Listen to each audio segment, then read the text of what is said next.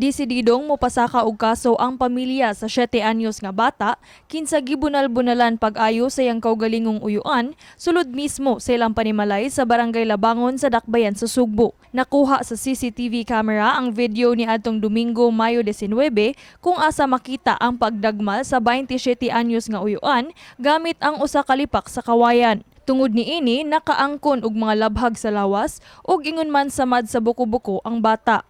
Kasamtangan nga ana-ana sa kustodiya sa Labangon Police Station ang suspetsado. Nagkanayon ang sakop sa DSWD Central Visayas nga ilan nang nasusi ang kahimtang sa maong bata. Tambag sab sa Regional Director sa DSWD 7 sa mga ginikanan nga kinahanglan hinumduman nga bisan og makasala, dunay katungod ang matag bata. So nakita man nato nga naay mga bata nga wala mabunali, wa man nagpabadlong. So I think it is the parents' ability really to know the children's rights and their responsibilities to make sure nga ilang anak mo grow up to be happy child, no? So naagyud na sa ginikanan, dili yun kinahanglang dagmalan if you want to see good children. Gani plano sa kapulisan nga mas hingusgan pagyud ang ilang programa nga pito laban sa abuso. Tagaan nila ang mga minor children o kini ang whistle.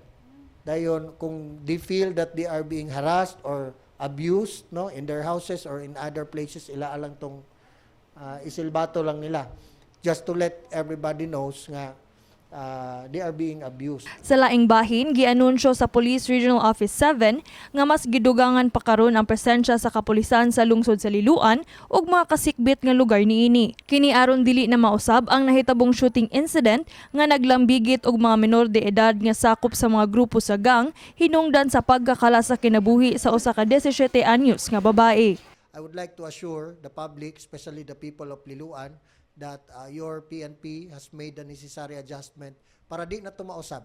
Gidugangan nato ang atong presensya dito sa Liloan, atong gi-employ pod ang mga mobile forces para mas modaghan ang police nga nasdan in strategic areas and in identified times of day and night.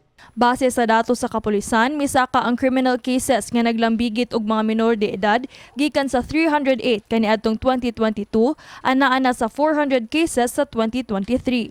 Lakip niini ang pagpangawat, paggamit og ginadiling drogas ug paggamit sa mga kabatan-unan aron sa pagbaligya og illegal drugs. Hangyo ni Pilare sa publiko nga makig-alayon sa kapulisan pinaagi sa pagsumbong sa Women and Children's Protection Desk nga anaa sa matag police station kundo naman gani masayran nga mga insidente nga naglambigit og mga menor de edad.